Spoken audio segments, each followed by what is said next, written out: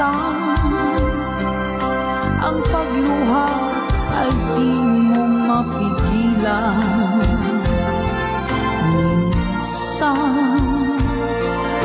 nangyayari ang di inaasahan sa buhay mo,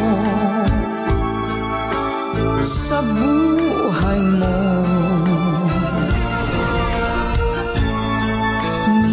Minsan parang ayaw mo na ika'y mabuhay. Minsan lungkot ang siyang naghahari sa iyong isipan.